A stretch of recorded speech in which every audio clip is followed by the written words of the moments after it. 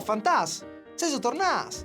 Uè, o fevelin anche mo di lenghe furlane. E in tu ieri non restas? Ah, sì. I furlan sa son fortunas. Perché? Perché che di secoli e secoli i furlans hanno una lingua scritta comune, chiamate anche coinè.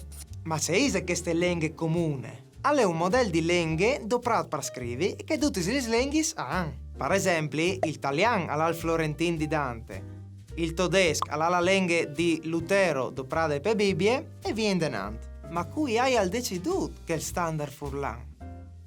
E così, i scrittori furlans, a partire dal 1600, anche se venivano di looks differenti, hanno attaccato a scrivere che mucca scriveva Hermes di Coloret. Ehi! Per dire in parole spuares, Hermes di Coloret è stato il nestri Dante Alighieri. Queste lingue scritte è che occhiatais in due vocabolari, dal Pirona fino all'app dal Gran Dizionario Italiano Furlan de Arlef.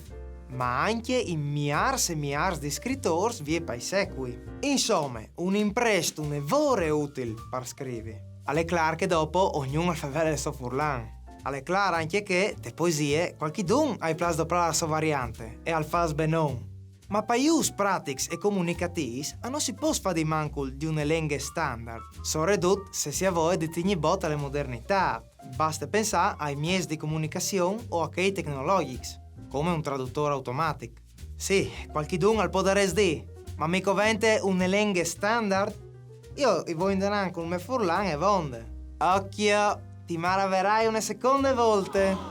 La lingua standard non è scovente nome per scrivere, ma anche per definire le varianti. Anche la tua variante. Come, ma c'è mut! Ti faccio un esempio. Calcolatrice. È una parola nuova in furlan. Vinto un modello di riferimento, per furlan adevente calcoladorie. Dunque, le varianti furlanis i podin adattare con calcoladorio o calcoladoria. Senza una lingua standard o disaresi in calcolatrice. Di fatto, copanti il furlan e in particolare le sos variantis. Dunque, la coinè o lingua comune o lingua standard è l'imprest per proteggere e sviluppare il furlan dal tuo paese e de tua famiglia. E fracaiti il bottone per notarsi che è sempre al di nuovo di imparato al furlan. Maman!